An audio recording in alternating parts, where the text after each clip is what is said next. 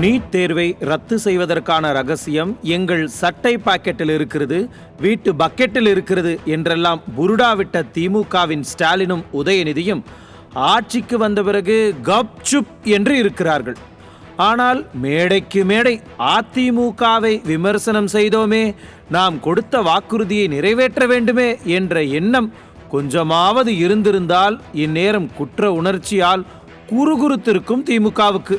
ஆனால் அதெல்லாம் எதுவுமே இல்லாமல் நீட் தேர்வு விவகாரத்தில் உதயநிதி போட்ட நாடகம் இருக்கிறதே, அடேங்கப்பா ரகம்தான். ஆனால் அந்த நாடகமே தற்போது திமுகவுக்கு வேட்டாக அமைந்து விட்டது. ஆட்சிக்கு வருவதற்கு முன்னால் என்னென்ன கம்பிகட்டும் கதையெல்லாம் சொல்லி இருக்கிறார் உதயநிதி. ஆனால் இன்று அதுவே அவர்களுக்கு வினையாக முடிந்திருக்கிறதே. இதுதான் எதிரியின் ஆயுதத்தை எடுத்து எதிரியையே வீழ்த்துவது என்று சொல்வார்கள்.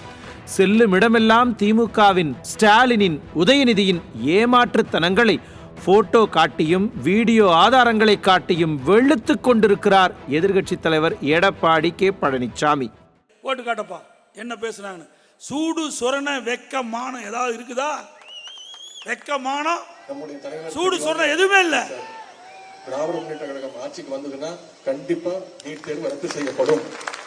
எங்களுக்கு தெரியும் எப்படி ரத்து பண்ணணும்னு, நமக்கு தலைவருக்கு தெரியும். அதை சொன்னா கூட இந்த ஆட்சியாளர்கள் பாருங்க, எதுவுமே சொந்த புத்தியும் கிடையாது. நம்ம கிட்ட கேட்கறாங்க, அது எப்படி பண்ண சொல்லுங்க, அந்த ரகசியத்தை சொல்லுங்க. ஒரே ஒரு ரகசியம் தான், அந்த ரகசியத்தை நான் இப்ப சொல்லிடுறேன். கொஞ்சமாச்சு வெக்கம், மானம், சூடு சொரணை, மாணவர்கள் மீது ஒரு நம்பிக்கை, மக்கள் நல்லா இருக்கணும், தமிழக மக்களோட உரிமைகள் பறி போக கூடாது அப்படின்னு நினைச்சா மட்டும்தான் போதும். அது நம்முடைய. ஆகவே நாங்க கேட்கிறோம், உங்களுக்கு வெக்கம், மானம், சூடு சுரணை ஸ்டாலினுக்கு உதயநிதிக்கு இருக்குதா?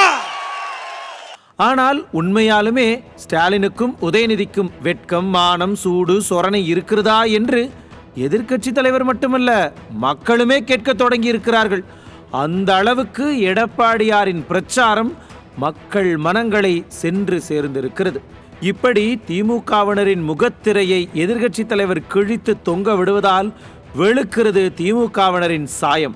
ஆனால் எடப்பாடியாரின் இந்த நச் கேள்விகளுக்கு ஸ்டாலின் மற்றும் உதயநிதி இப்போது வேண்டுமானாலும் பதில் சொல்லாமல் கள்ள மௌனம் காக்கலாம். ஆனால் மக்களிடம் பதில் சொல்லித்தானே ஆக வேண்டும். நியூஸ் ஜே செய்திகளுக்காக இணையாசிரியர் மனோஜ்குமார் கோபாலன்.